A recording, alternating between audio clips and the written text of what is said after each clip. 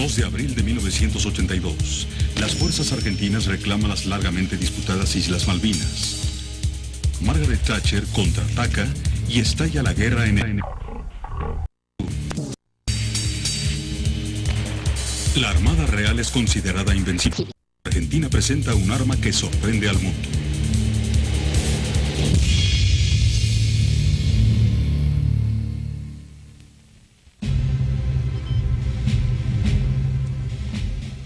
A casi 5.000 kilómetros al sur de Buenos Aires, el Escuadrón de Ataque Naval de Argentina se prepara para una misión que lo llevará a las frías y oscuras aguas del Atlántico Sur. Con solo 9 oficiales, el Escuadrón de Ataque número 2 es relativamente pequeño, pero está equipado con su avión de ataque Dassault Super Étendard y su adición letal, el temido misil Exocet. Estos hombres representan un adversario formidable, incluso para la armada más avanzada del mundo. Este avión, designado con el número 02 y su pareja 03, son de una distinción especial para la Armada Argentina. Son los mismos aviones que sorprendieron al mundo durante la Guerra de las Malvinas hace un decenio. Cuando estos aviones salieron al aire en mayo de 1982, el conflicto de las Malvinas fue considerado una humareda de paja que rápidamente extinguiría la poderosa Armada Real. Los hechos mostraron que la subestimada Armada Argentina crearía un caos en la británica y la palabra Exocet se convertiría en un término demasiado familiar en los hogares de todo el Reino Unido.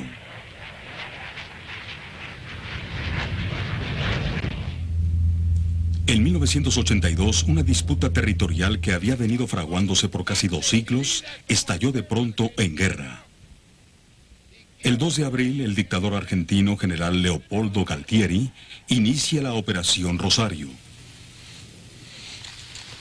La invasión a las Islas Malvinas. Vastamente superado por las fuerzas argentinas, el pequeño contingente de los infantes de la Armada Real se ve forzado a rendirse y Port Stanley cae esa misma noche. En un intento por alcanzar una solución diplomática, el secretario de Estado estadounidense Al Haig se traslada a Londres, pero cuando fallan las pláticas con Buenos Aires, una decidida Margaret Thatcher envía el grueso de la Armada Real a las lejanas aguas del Atlántico Sur. La decisión de retomar las Malvinas tomó el nombramiento oficial de Operación Corporate. En 1982, la Armada Real tenía solo 2 portaaviones en la flota. Estos eran el viejo portaaviones HMS Hermes y el nuevo, si bien más pequeño, el HMS Invencible.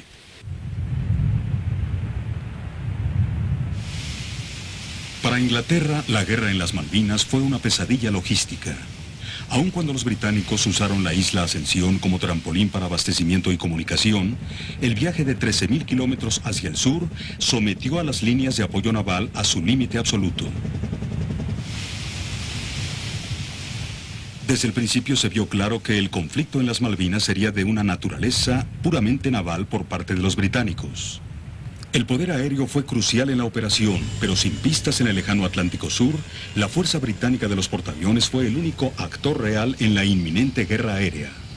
El Harrier y su modelo actualizado, el Sea Harrier, representaba el grueso del poder aéreo de la Marina Real. El Harrier ya había desarrollado la reputación de avión de ataque mortal.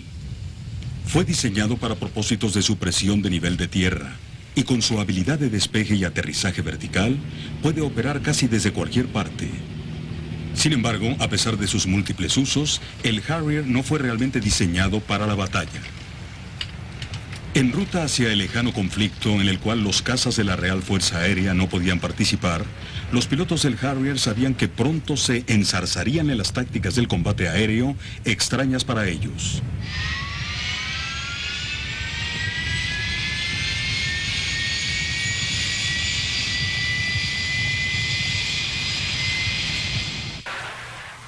El 1 de mayo, los barcos británicos cerca de Puerto Stanley se ven atacados por los Skyhawks A4 y los Mirage Dagger de la Fuerza Aérea Argentina. Utilizando bombas convencionales, los aviones argentinos de vuelo bajo dañan a 2 de los barcos de guerra británicos, el HMS Alacrity y el HMS Glamorgan.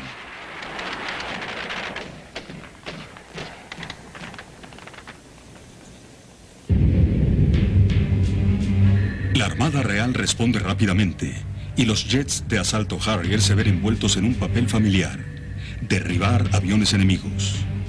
El caza más poderoso utilizado por las bases argentinas fue el Mirage 3 de manufactura francesa. En la tarde del 1 de mayo, los Mirage argentinos y los Sea Harrier británicos chocan frente a frente en el primer combate aéreo de la guerra.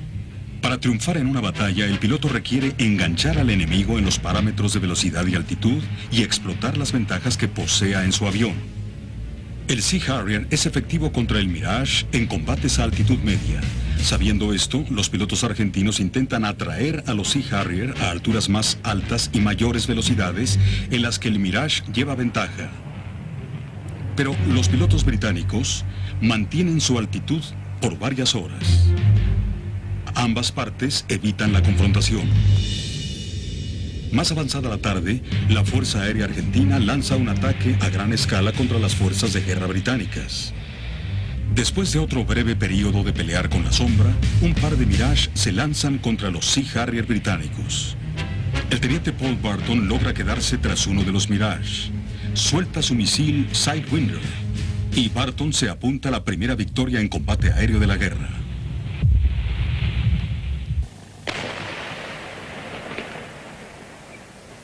El Harrier también fue eficaz en misiones de ataque a tierra contra la tropa argentina atrincherada y la pista de Port Stanley. Los ataques tenían que ser precisos y bien planeados a fin de evitar victimar a civiles en la capital isleña de Stanley.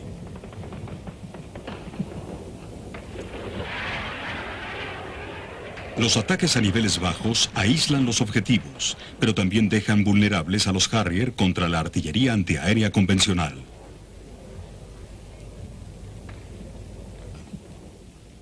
En el curso del conflicto, 5 Harrier son derribados por los cañones argentinos.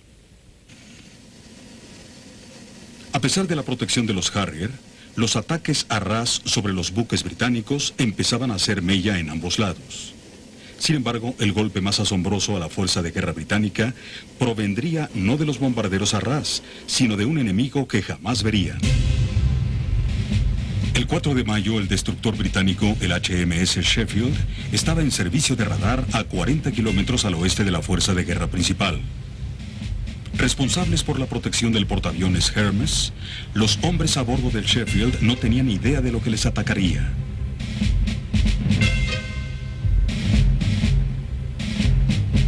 Dentro del inclemente paisaje de vientos en Tierra del Fuego, se halla la base aérea de la Armada Argentina.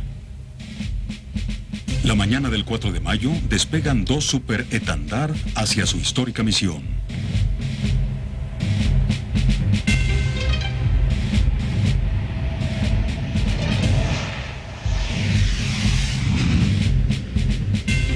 Acercándose por el sur, ambos aviones logran eludir el radar británico. A casi 5.000 kilómetros del blanco, los 2 aviones se lanzan al aire y disparan el misil. Los hombres a bordo del Sheffield ven algo en el horizonte que va hacia ellos, pero ya es tarde.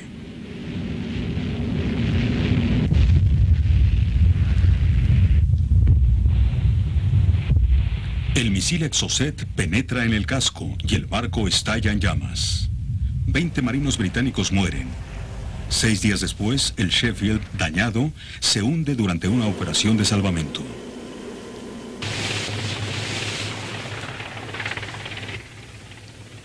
Durante las siguientes semanas, las fuerzas británicas dependen en gran medida de los helicópteros para el traslado de tropa y provisiones. Aunque la pérdida del Sheffield fue un golpe para la Armada Real, los argentinos sabían que para ganar la guerra tenían que destruir los helicópteros y portaaviones británicos.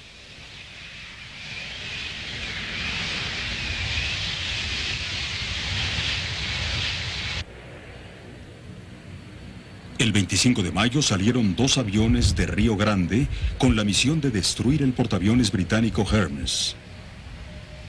Con solo 3 Exocet en su arsenal, un ataque efectivo es crucial. El capitán Roberto Kurilovic voló en esta misión. Uno se adiestra durante muchos años para esto. Es decir, el país le paga a uno el adiestramiento, el aparato, los misiles y todo lo demás. El día que hay que usarlos, el problema es que no queremos cometer errores con ello.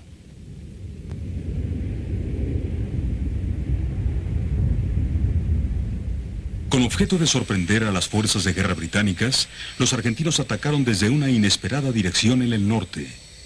Para hacer el largo viaje al norte de las fuerzas de guerra, los pilotos toman combustible de los tanqueros KC-130 de la Fuerza Aérea Argentina.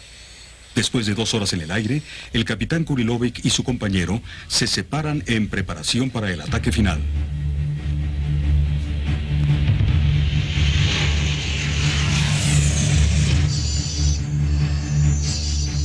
Manteniendo un total silencio en la radio, el capitán Kurilovic se acerca a 55 kilómetros de las fuerzas de guerra antes de soltar su carga mortal.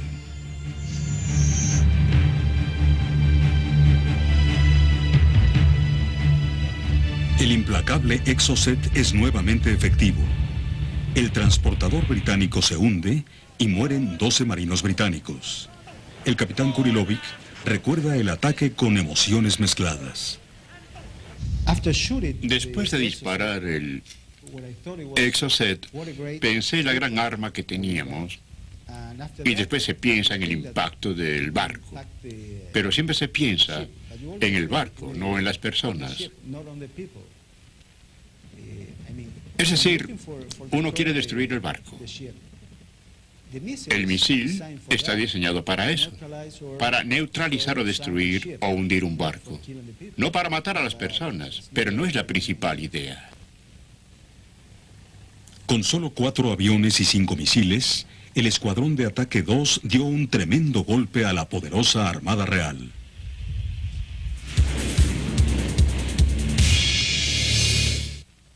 El segundo escuadrón de ataque en la Armada Argentina continúa operando desde las bases de tierra en el sur de Argentina. Los mismos aviones que volaron contra los británicos en 1982 vuelan ahora con una nueva generación de aviadores navales. El teniente Hernán Machado es uno de los pilotos navales argentinos asignados para volar el Super Étendard. Bien, aquí estamos con el avión Super E. Este avión y el otro pertenecen al segundo escuadrón de ataque de la Armada Argentina. Compramos este avión en 1981 en Francia y desde entonces está con nosotros. Es un avión de portaaviones, es de un motor, una sola plaza. El motor es un Snake Mar Atar Akai 50 con cerca de 5.000 kilos de empuje. Como cualquier avión de portaaviones, tiene cosas típicas, como poder doblar las alas para crear más espacio en el portaaviones, ya que como saben, nuestro portaaviones es realmente pequeño, 25 de mayo. Lo llamamos el portaaviones de bolsillo, muy pequeño como el Lexington de ustedes, por ejemplo. Se pueden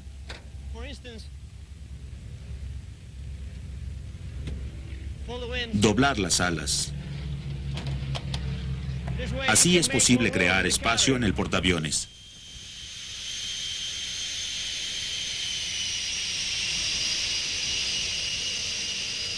Aun cuando el Dassault Super Étendard obtuvo notoriedad en la Guerra de las Malvinas, no fue diseñado inicialmente para volar contra los barcos británicos. Este es el portaaviones francés Clemenceau. De todos los países industrializados occidentales, Francia es el más independiente, especialmente en las áreas de política exterior y la defensa. Fuera de los Estados Unidos, Francia es el único país que tiene un portaaviones convencional y grande. Consistentes ante su política independiente de defensa, los franceses se están embarcando en la ambiciosa construcción de un nuevo portaaviones nuclear. El avión Dassault Super Étendard fue la última manifestación de la autonomía francesa. Con solo el océano como límite, el Super Étendard puede recorrer todos los mares del mundo, representando el poderoso brazo de la política exterior francesa. Construido totalmente en Francia, el Super Étendard representa la continuación de una orgullosa línea de aviones construidos por la compañía Dassault. Aun cuando Dassault se reconoce ahora como uno de los líderes mundiales en la producción de aviones, su herencia tiene humildes orígenes.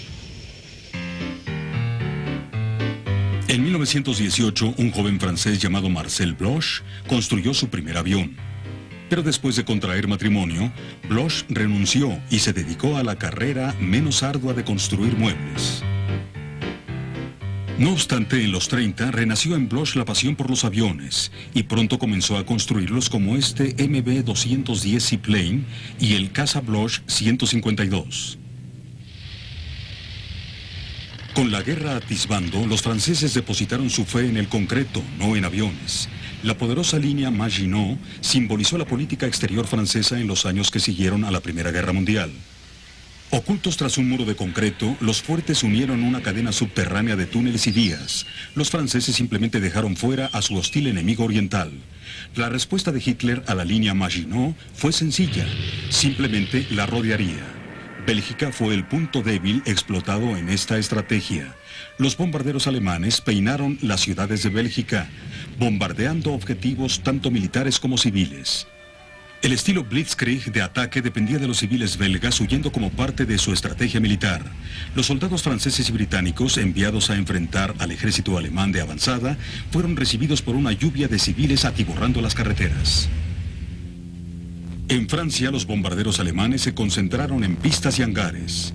Gran parte de la Fuerza Aérea Francesa jamás despegó.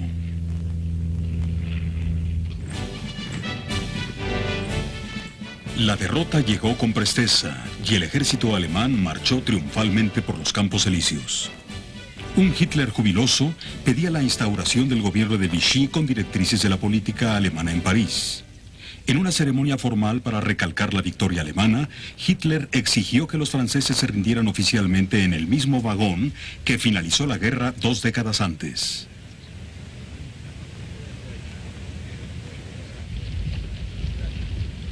Durante la ocupación alemana, Marcel Bloch fue arrestado y enviado a un campo de concentración, pero al cobrar calor la guerra, también lo hizo la resistencia francesa. Paul, el hermano de Bloch, evitó ser arrestado y llegó a ser figura prominente en la resistencia francesa. Su nombre en clave fue Char d'Assaut, es decir, tanque en francés. Cuando las tropas aliadas entraron en París, Francia estaba nuevamente libre de las garras de su vecino del este. Aunque las multitudes jubilosas recibieron cálidamente a los aliados, los sucesos de la Segunda Guerra Mundial cultivaron un fervor de independencia que dominaría la política francesa. Al final de la guerra, Marcel Bloch adoptó el nombre clave de su hermano en la resistencia. Ahora era Marcel Dassault. Con su compañía de aviones en ruinas, Dassault tenía que reconstruirla desde su base. En otros países, la tecnología del jet ya estaba imponiéndose. En Alemania, el MA-262 impresionó devastadoramente en la guerra aérea sobre Europa. En Inglaterra, Frank Whittle desarrollaba su Gloucester Whittle E-2839, que derivaría en el primer caza de retropropulsión inglés en entrar en servicio, el Gloucester Meteor.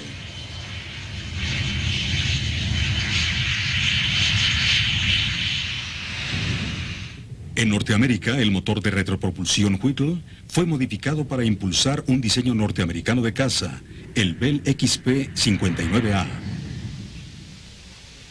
Los franceses no tuvieron mucho éxito en los primeros días de los aviones de retropropulsión.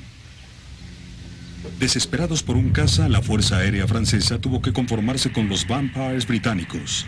La idea de usar un avión británico para la defensa de Francia no era del agrado del líder francés. Pero sin jets propios no tenían otra opción.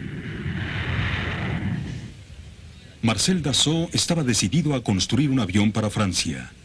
Ordenó a sus diseñadores, muchos de los cuales eran alemanes, que construyeran un sencillo avión, si bien recio, basado en el motor Nini de la Rolls-Royce. Los soviéticos ya habían usado el motor de la Rolls-Royce para producir un sencillo pero eficaz caza, el MiG-15. Si los rusos pudieron lograrlo, pensó Dassault, los franceses podrían empezar la construcción del primer avión jet, el Ouragan. Como muchos de los primeros jets, el Ouragan tenía una aspiración frontal con el motor a lo largo del fuselaje. El diseño del avión era simple y fuerte. Para Dassault, lo conservador resultó provechoso. El Ouragan despegó a su primer vuelo histórico.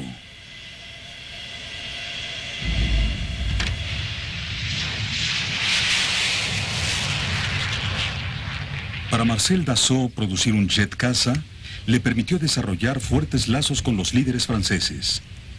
Lazos que previamente habían sido monopolizados solo por las industrias de aviones controladas por el país. Con una posición firme en el sistema aeronáutico francés, Dassault no perdió tiempo en llegar al dominio supersónico. Su concepto industrial era reducir el tiempo de desarrollo usando cuanto fuera posible de lo que había disponible.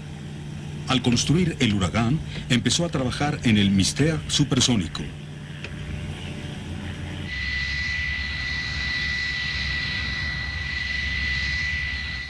El Mystère se parecía al Huracán, con sus alas invertidas y un motor más grande. El Mystère llevó a Francia más allá de la velocidad del sonido.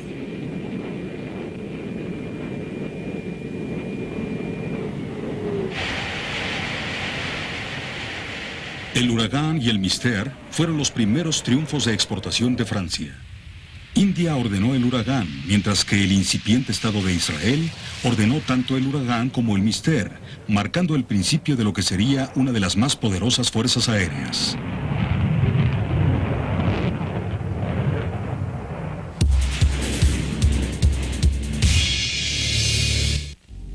Ya en los 50, la Dassault continuó con versiones más ligeras del Mystère en un esfuerzo por mantener el paso con la incesante tecnología de Norteamérica, Gran Bretaña y los soviéticos.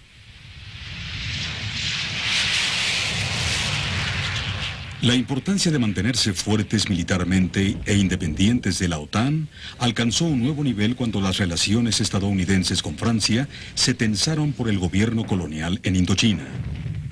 Pero no fue la OTAN la que sacó a los franceses de Indochina. En mayo de 1954, el ejército francés se vio atrapado en Dien Bien Phu, una región norteña del sudeste de Asia. Tras días de intensa lucha, el ejército francés se rindió y en julio el gobierno colonial llegó a su fin.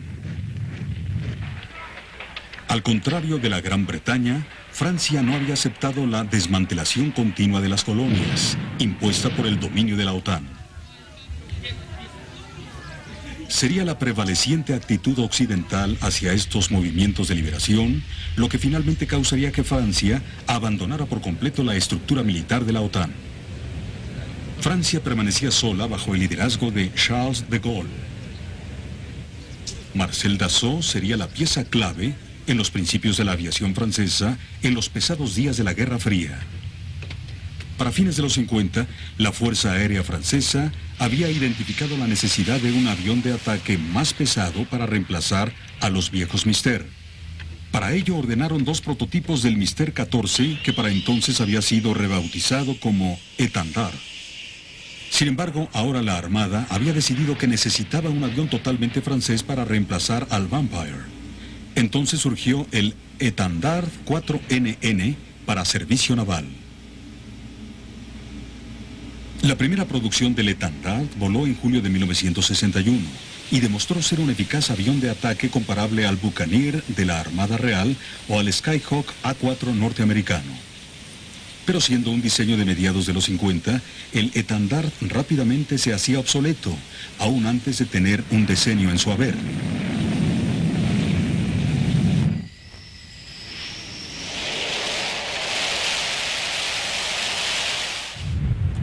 Para 1970, el terror nuclear imperaba en el planeta.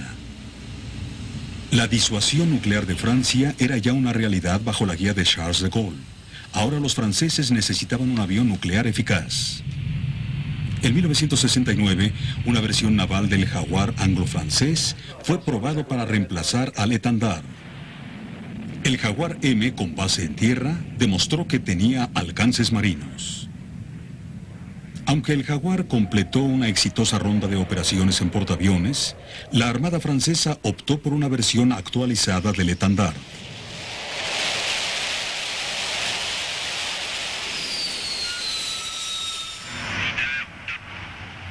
Las amplias modificaciones en el Étendard resultaron en esto: el Dassault Super Étendard.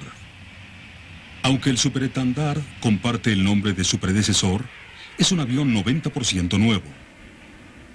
El fuselaje fue rediseñado para recibir el motor ATAR AK-50, de más poder. Las modificaciones aerodinámicas permiten que el superétendard despegue con un peso mucho mayor. Sin embargo, la característica más importante de este avión fue su avanzado sistema de navegación y reconocimiento de blancos. El superétendard estaba adaptado para realizar una variedad de funciones, desde el ataque a un papel más pasivo de reconocimiento, utilizando los 4 pilones debajo de las alas para llevar bombas. El superétendard demostró ser una formidable plataforma de apoyo a tierra. Esta es una filmación desde la cabina de un superétendard argentino en ejercicios de ataque a tierra. Cuando el piloto se acerca al objetivo, se puede ver una línea vertical elevándose sobre el hilo del retículo. Cuando ambas se encuentran, el piloto dispara.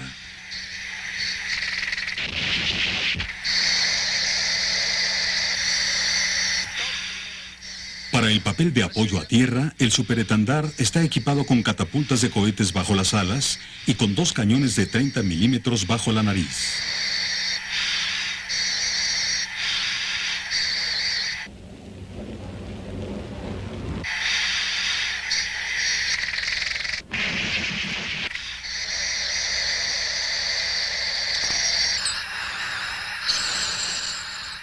El superétendard también puede ser usado en combate aéreo, aunque probablemente tiene pocas oportunidades contra un caza naval como el Tomcat F-14 norteamericano. La Armada Argentina practica ocasionalmente el combate entre sus pilotos.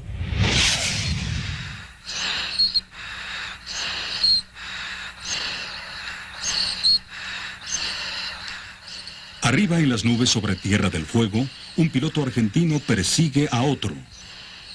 Cuando el oponente se ve encerrado en el hilo del retículo, el piloto informa a su compañero de escuadrón que ya lo derribó. 02. A pesar de sus muchos usos, el papel principal del superétendard no es el de combate ni el de apoyo a tierra. El papel principal de este avión es lanzar el misil Exocet. Este avión es verdaderamente estable, muy rápido para vuelos bajos en el mar. El misil puede ser llevado en este punto y con un solo misil, con 2 aviones, puede haber un 99% de probabilidades de hundir el barco. El Exocet en sí es una máquina muy grande y adaptar el misil al avión no es fácil.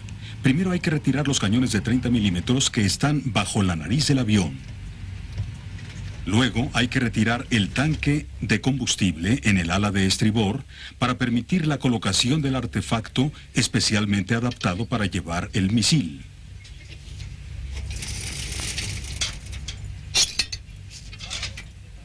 En términos estrictamente militares, el superétendard es una plataforma de armamento y el misil Exocet es un sistema de armamento. Antes de la misión del Exocet hay que instalar la electrónica atrás y por debajo de la cabina para asegurar la comunicación entre el avión y el proyectil.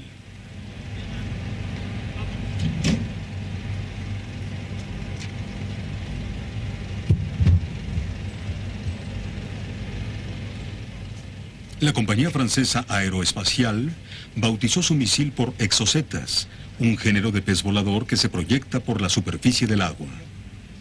El término misil no denota el verdadero poder de cacería de esta destructiva arma.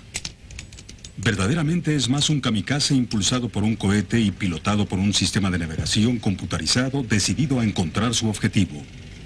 Si el barco se mueve, el misil lo seguirá.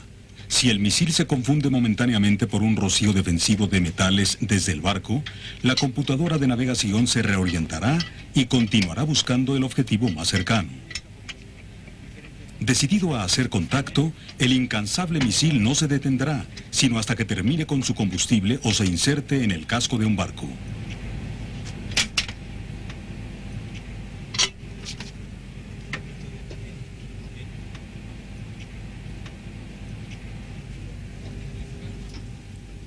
En 1979, quizá anticipando la invasión de las Malvinas, el gobierno argentino ordenó a Francia 14 superétendard y 14 misiles Exocet.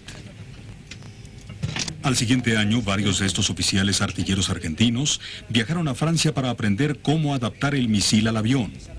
Sin embargo, en 1982, Argentina solo había recibido 5 aviones y 5 misiles.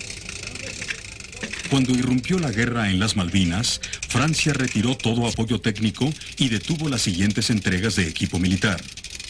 Solos, los inexpertos artilleros y técnicos se vieron obligados a resolver los problemas que surgieron con los aviones y sus misiles.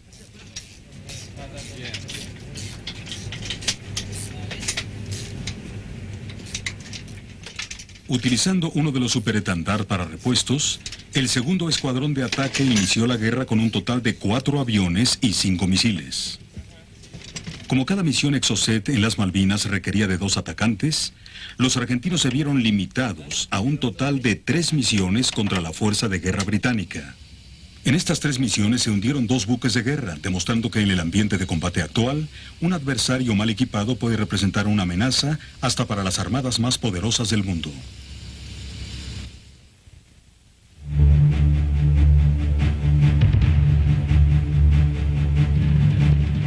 El misil contra barcos lanzado desde el aire tiene su origen desde antes de la Segunda Guerra Mundial. Los alemanes experimentaron con bombas antibarco impulsadas por cohetes.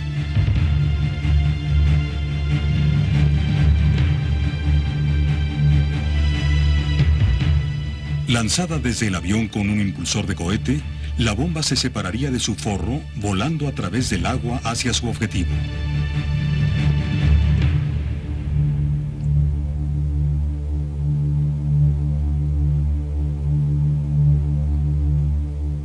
Ya cerca del objetivo, la bomba se hunde y el fusible de profundidad se activa provocando la explosión.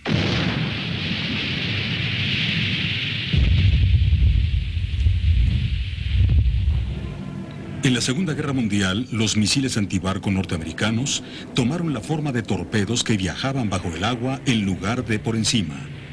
En este papel, el Avenger de la Marina estadounidense hundió infinidad de barcos japoneses, incluyendo el famoso buque de guerra Yamato. Sin embargo, los primeros en usar cohetes guiados desde el aire fueron naturalmente los alemanes. Durante la Segunda Guerra Mundial, la investigación de los alemanes en cohetes iba muy avanzada. Se instalaron motores BMW en los cohetes suficientemente pequeños para que cupieran bajo el ala del avión. El golpe más importante de una de estas armas ocurrió en 1943 contra el buque de guerra italiano Italia, que fue hundido mientras intentaba unirse a la flota aliada.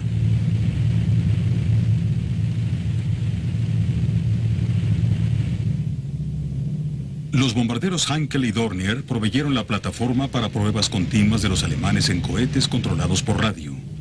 Aquí uno de ellos, dirigido al centro del objetivo.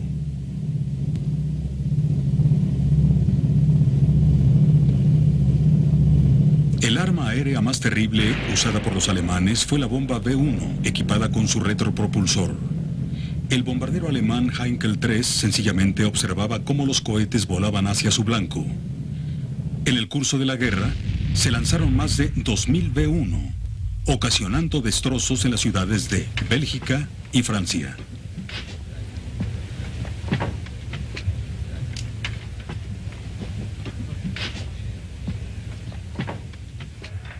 El misil francés Exocet es quizás el mejor equivalente moderno de los misiles alemanes. Habilitados desde el pequeño portaaviones Clemenceau, los pilotos de la Armada Francesa están bien capacitados en los furtivos métodos de ataque contra los barcos enemigos.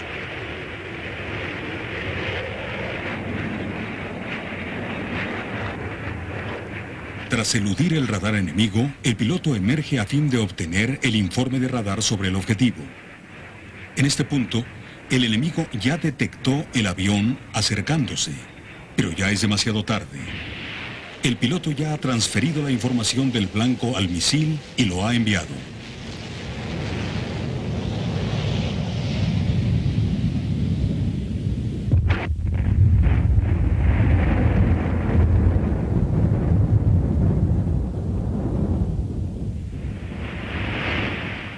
El poder destructivo del Exocet no ha pasado inadvertido para la Armada estadounidense. El superportaaviones norteamericano es de incalculable valor y la Armada no puede permitirle a un Exocet que desgarre su casco. Un método de contrarrestar esta amenaza es el sistema Phalanx, que simplemente destruye el misil con una violenta lluvia de balas.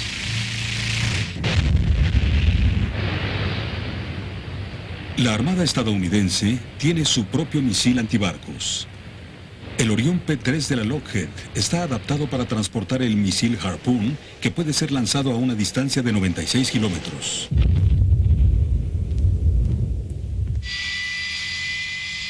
Pero en este papel solo el Super Étendard y su misil Exocet han cobrado notoriedad en combate. El teniente Hernán Machado de la Armada Argentina describe una típica misión de ataque. Uno baja tanto como puede y a unos 30 metros de entre 160 y 320 kilómetros del objetivo, muy abajo se baja uno. Entonces hay que conectar el PA, el piloto automático, y empezar a buscar en la pantalla.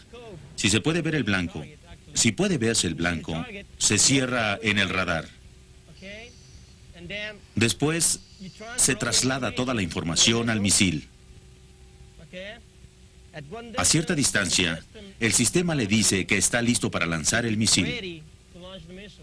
En ese momento, se activa el interruptor de armamento y solo se aprieta el gatillo. 2 segundos más, 2 segundos después, aquí está, se lanza el misil y el misil acelera. Uno suelta. No se ve nunca el blanco. Uno está muy lejos del objetivo. Después los periódicos, los noticiarios o alguien te dice si le diste al barco o no. Es lanzar y olvidarse. Esa es la misión hoy y esa es la forma en que lo hicimos en las Malvinas. El misil Exocet pesa aproximadamente 400 kilos. Cuando cae del avión, el piloto debe compensar el repentino cambio de peso. Luego hay que girar a la izquierda. Porque yo hago el rompimiento a la izquierda, me ayuda a virar en un ángulo de 90 grados y comenzar a pasar de 3 a 4 Gs, alejándome del objetivo tan pronto puedo. Porque normalmente hay patrullas aéreas ahí en la flota, en toda la flota buscándome. La patrulla de combate aéreo británica nunca alcanzó a ver un superétendard argentino. Tan pronto como los atacantes aparecieron en el radar británico, los pilotos argentinos ya iban de regreso a su base. El superétendard, la guerra de las Malvinas fue un conflicto lejano que solo verían en las noticias de la BBC. Cuando los británicos aterrizaron en las islas, la guerra ya había terminado para el escuadrón de ataque número 2. Los 5 misiles Exocet ya habían sido disparados. Al hundir 2 de los barcos, ya habían contribuido en la guerra argentina. Para principios de junio, los británicos hacían una avanzada final hacia Stanley. Retomar las Malvinas no era tan fácil como se creía. El implacable invierno del Atlántico Sur y el inclemente terreno de las islas complicaron el esfuerzo de los británicos. En una violenta lucha por la población de Goose Green, murieron 15 de los soldados británicos. Captain Wood, Captain James, Lieutenant Barry, Corporal Hardman, Corporal Sullivan. A pesar de este fracaso, las tropas británicas pisaron el terreno de guerra.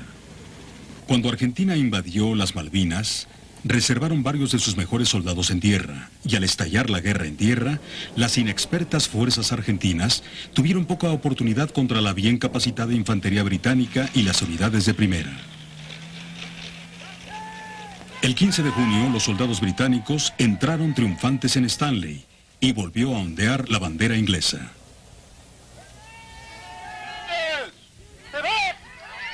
Los civiles del lugar dieron la bienvenida a los soldados que habían viajado casi 13.000 kilómetros para liberar las islas.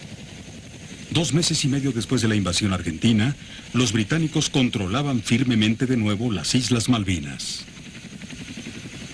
El combate de Puerto Argentino. En Argentina, la derrota en las Malvinas condujo a desquebrajar el ya precario poder político del general Galtieri.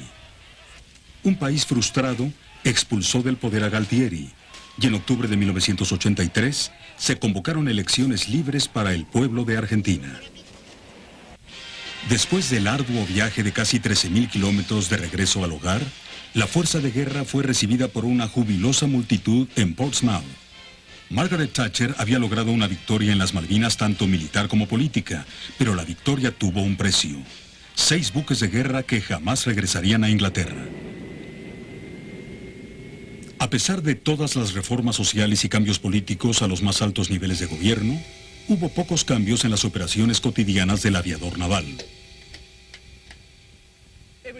Cada vez que se vuela es diferente. Es decir, cada día uno es diferente. Te sientes diferente y a veces no sientes que eres tú. Quieres volar y tienes que volar. Pero la mayor parte de las veces uno solo está esperando salir y volar todos los días. Es como decir a la familia que uno hace su labor, se disfruta y además le pagan a uno. Es fabuloso. Me encanta. Lo más importante en la aviación naval es el delicado arte de las operaciones en portaaviones. Con el portaaviones argentino temporalmente fuera de servicio, los pilotos del segundo escuadrón de ataque aprovechan toda oportunidad para adiestrar con sus contrapartes norteamericanos.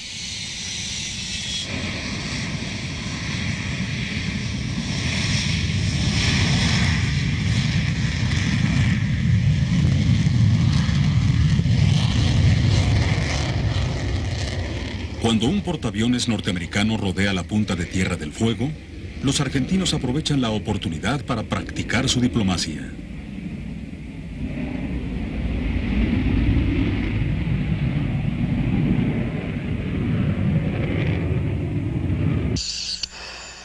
El aterrizaje en portaaviones es lo más difícil de la aviación.